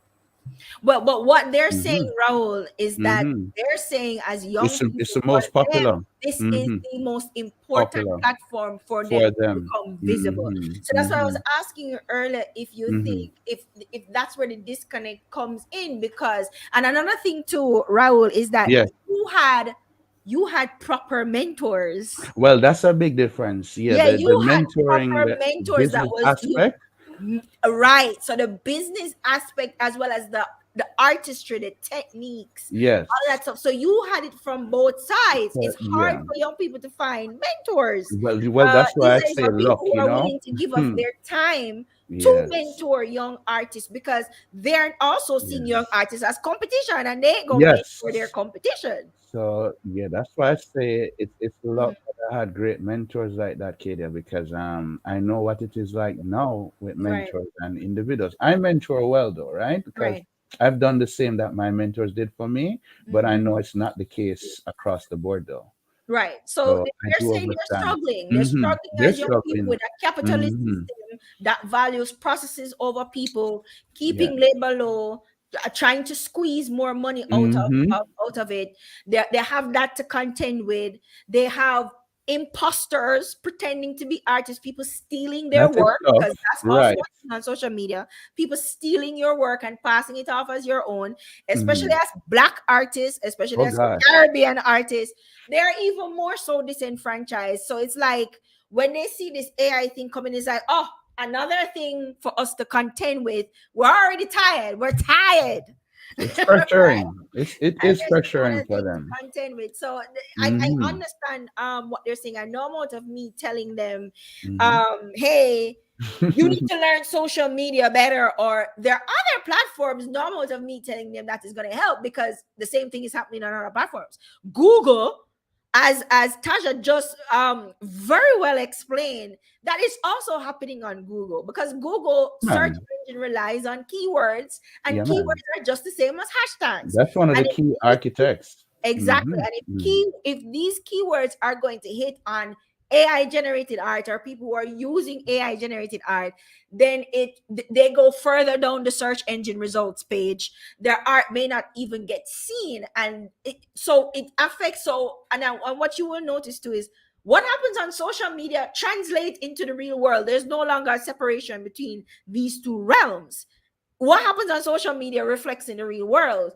And so you find that people want to use the trending people on social media because it brings social currency to them as well. And so there's that they have to contend with as well. And then when they go on Google, what is Google going to show them? What's trending on social media? That's what they're going to see on Google, because those Right. are the keywords that are being searched. Again. So it's this Hmm. one big circle of fuckery and foolishness that they have to contend with. And they're like, Hmm. listen, I don't even want to talk about, I don't even want to get into the nuance of this. We're hungry, we're tired, and y'all just need to pay us So at this this is the point. mindset. This is a mindset, folks. Yeah. How do you now get around? What is your solution? Just Yeah. as if you're making a pitch or you're working on a That's a good business plan, question to Cory what and is your Tasha. solution to make sure you become visible? What is your solution to make sure you can reach the people you want to be connected with, as in your client base or your target market? How do you reach them? What is it you need to do to get to them? So remember now, as I keep saying, it's also business. So if you're going to be employed, you'll only be paid a certain amount unless you can negotiate well. Mm-hmm. If you're not going to be employed and you're going to go the direction of being self-employed, then that has to have a discipline. It also has to have a projection behind it. But not only just projecting, but making sure you can fulfill that task by reaching the target market to be paid. Mm-hmm. How do you sustain being paid? How do you build up on that client base? Yeah. These are the things that should be constantly in your thought process. And these are the things that you use to establish where you Yourself. need to get to and Yeah. how you need to make the kinds of monies that you want to make. So it's more than just what will be offered or what will be given, but how will you invent or create that process to be paid how you need to be paid? That's a How are good you going to value yourself? How are you going to sell that value, whether it's export or local or regional, which is Caribbean or regional? Global is world, right? Local is Jamaica. How are you going to reach these target markets? That's most important for you as an artist. It doesn't matter what area of creativity you do. Let the train pass. Whatever, yes, whatever area it's the backside train. Wow. Are you in Jamaica, Raul? Yes. Oh, okay. Yes, yeah. So listen now. Those are some things, my younger folks, that you need to begin looking at.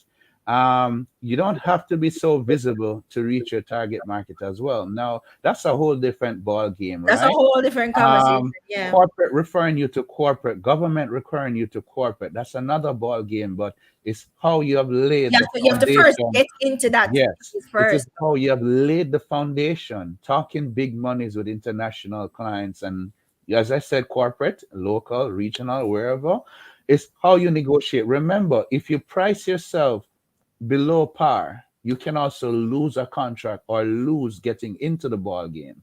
So remember, how you value yourself. A corporate client, especially let's use international corporate, they'll know the value of the work they're asking you for. They may be giving you an opportunity to come on the table, but you can lose if you don't put the right pricing down. Yeah, Okay, so these are some things that it will need another conversation and another program to for begin sure. discussing this part of the stuff, because if you undervalue yourself, you'll also lose in getting into the game. And this is very serious what I'm saying, folks. But the things that I just mentioned, you have to begin making these become a part of your daily habit or thought process. It's your solution as to how you supply your service, how you'll get paid for your service. Now, remember, I'm not even talking to you guys as working for anyone. I'm talking to you guys business to business, as you each, as a brand or as a company, how you begin to see or know or create or establish that value. And Mhm. also make sure there's consistent workflow, Yeah, right? But it's yeah. going to come based on how you establish it by getting a referral base, right? And Mhm. that referral base becomes a network, and that network works for you. Mhm. You don't have to work too hard. The network will work for you Work for based you. on how Yeah. you supply the network. So you notice I use the word like discovery, client, carrying the client through an experience. All the Canva and stuff are out there. They've come within my time. Before my time, there was none. And then during my early years in the 90s, these things came. But we have worked with them and I'm still surviving. So how do you let these things become a part of your workflow, or how do you keep on edge with these things? So Yeah. remember, complacency has no place in our existence. Anytime you become complacent is when you're going to lose the technology or you're going to lose business because you have given up. You Right. need to keep on edge, but not only keep on edge. What we need to do is to begin to understand that you can do so much and no more with the software, but are you going to get the right advertisement feel and copy that you need to go out with? It's Right. not going to happen. Therefore, you are going to get the client that need to work with you, the artist that Right. understand production and direction or Mm. team. Yeah, Okay. and I think in the main, people who are in the space, industry professionals, Yeah. they know a trend when they see a trend, Yes. and they know when something is just not sustainable Yes. because they understand production, and they know that they cannot get AI to do every single thing. They're Exactly. going to need professionals. They're Exactly. going to need the expert. But you touch on something, and it sparks something in my head Yes. too, which is, as Raul said, guys, Yes. he had a period of time when he didn't have to contend with AI and all these other tools, even before AI, all these other tools. Yes. But then that stopped, and all these tools came into play. And Yes. his thing was, you have to keep repositioning, you have to keep pivoting. And so, Recreating. he had to learn. Now, imagine him growing up. I don't want to ask Rel who he is, but imagine him growing up without any of these I'm tools and early having to 40s, man. I can share. I'm learn. early 40s, but Early I've been 40s. doing this for So over he's not that 35 old. years. So he's Yeah, not that old, right? but I've been doing serious art for over 35 years, There and you go. that So means from Raul the is actually traditional process. Raul is a millennial. He's not old. And so, but he had to learn how to do it the original way with the technique and the hand drawing and Yes. stuff. And then the tools came in, and that could bring about panic because shit, Hmm. there's this tool who can do this a lot faster than I can. Helps you. But what Hmm. does he do?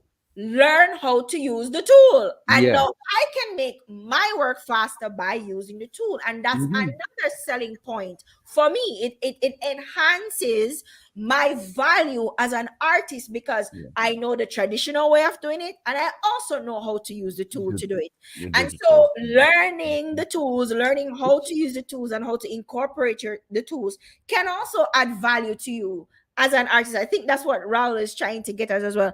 But listen, this conversation needs a part 2, 3, and 4. So, but we're gonna wrap it up here, guys, because we've gone a way over time. But I didn't want to stop the conversation because people are commenting and dropping their 2 cents, and it's a very fascinating conversation around this. And I think, Raul, the biggest thing takeaway from me, what you said, is about the mentorship aspect of it and how the guidance that you received early on, right, really helped you set a foundation to establish yourself as an artist. And I think young people coming up don't have that privilege. And so the question is, how can we get back to a point where young people can find a space where they can be mentored? Because when you talk about pricing and positioning and networking, they need mentorship in those spaces, because how that worked for you back then is not how it works now. Oh And no, so they there also has been changes. yeah, Yes. it's definitely different.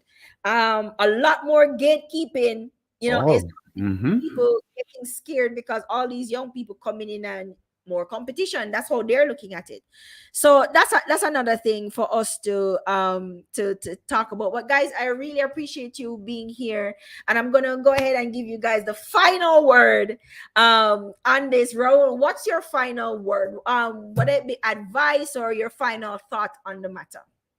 Well, like I said, I think the conversation needs to continue, but the legal aspect and how we can all earn from a repertoire pooling of all the stuff the AI will pull has to become a part of the whole engineering of these softwares and apps. That is a major thing. So it means that the artists and the software developers will need to come to the table, as well as the legal teams. The legal people behind these globally, we have to come together to work this out. You know, Right. and this becomes a matter of percentage, what is feasible percent, because it's going to be heavy. But we need to look at a percentage that every artist can earn once the AI begins to pinch. The new artists that are coming in, there is something that was being said, but mind you though, even when an artist is new, you can go and register under an agency, right? Mhm. And the moment you begin to put out stuff that you create, you can own. And Yeah. if it gets picked up, even if you're a new artist, you can end up earning. Yeah. So it is just a matter of processes or understanding that as soon as you create, you own, but you can also do the legal aspect, which is a faster protection process by doing the copyright process, right? As in going to the office to register, right? You're still the copyright owner, but for legal issues, it's faster and it's a easier way to get into the whole arbitrary or court situation. when you go to copyright. But I'm saying it doesn't matter how early or how late. Just go and be registered with one of these agencies and begin your processes. If you're going to be plastering the internet or the social media or whatever platforms they are, begin to own or license, have those work properly dealt with. That means there can be licensing options for you. Just start the process. That's it for me. Cool. Gotcha. Taja, what's your final word? So my final word is to really, every time a new tool comes up, every time there is new technology developing, we always have to remember that these things do not exist in a vacuum. And a lot of times when things are developed, we must really sit down and think critically about it and consider, hey, we know that this is very useful, but how is it going to affect us in XYZ way? And what can we do to mitigate any ills that might come up because of this? So a lot of times we have to remember that things do not exist in a vacuum, and we must assess things critically as they come up, but we must also not take a defeatist attitude, because there are ways, as Raul said, to protect yourself. And aside from copywriting yourself as well, there is also not uploading full quality images online, making sure you have your watermark very visible on your art, including your signature in there. There's things that we can do and band together as artists to make sure that not only are we compensated fairly, but that we also have our protections in there as well for our copyright and for our intellectual property. Gotcha. Gotcha. Cory, what's your final word? So my final word is for artists to work together and create more products. I feel as though artists coming together and creating products would strengthen them and be able to have more negotiating power. So they can decide, or they have more creative freedom, and they can say, okay, we are taking most of the percentage of the profit as it relates to this product. Whenever a product is more likely to sell, and you're more likely to not have to worry about these things when, especially when you're providing art as a service. Because as art as a service, you have to be quick. You have to make sure the production line is quick and fast and whatever, whatever. Focus on products and working together, because we don't have enough collaboration within the art field, especially in Jamaica. We don't have enough collaboration, and our industries are so small. We True. need to be working together and creating products that can be sold. And we are going to be the ones negotiating and have the power and say, this is our product. We want Mm, this amount. This is the quality reviews. We don't have to worry about production time. We've created this thing, and this is what we're selling it for. So that would be my Exactly. main thing. Exactly. gotcha. That's All it, bro. right. Yeah. Strong, strong, strong, strong advice from all of our Both guests. Thank you Tahja and guys. Cory. Yes, I agree. All Yeah, man, right, me too. maybe we can set up something, Raul. If you are open to, maybe having a little meetup with some local artists and kind of share some of your experiences with them. I don't know if you're open to that, but I'm just putting it out I'm there because cool. That's I it. like facilitating these kinds of things when it comes to, you know, young artists, young people online being Mm-hmm. able to position and establish themselves, because we say money for make. Yes. Yeah, man. And so Facts, facts. I'm let's willing talk to off do that. the air. I'm Let's willing to talk do off that. the air about Mm-hmm. that. Having a little meetup session where we can sit down and have a little reasoning with these young people, because I do Mm, think you have a lot of value to offer. I'm willing to Raul, do that. for Mm-hmm. sure. Thank you guys so much for watching Digital Jamaica live this morning. Thank you for listening if you're listening to this on the podcast. Absolutely amazing show. You guys really, really delivered for me today. This was a very, very poignant conversation, and it was interesting in different perspectives and point of view, and you guys kept it respectful, and I really appreciate that. Thank you guys so mm, much. In the comments, I got a lot of comments. People really feel strongly about this. mm. Joel says, yes, I learned a whole lot. That's awesome. Yeah. Adair, Dale, a few others. I was seeing Yeah, some of the names. Dale, Yeah. Robert, Tadmore. Dr. Yeah. Jones, Jody. Kadir. Yeah, Yes. thank you guys so much in the comments for sharing your opinions. Yeah, really appreciate it. Until next week, guys, I will see you. Keep safe. Bye. Yeah.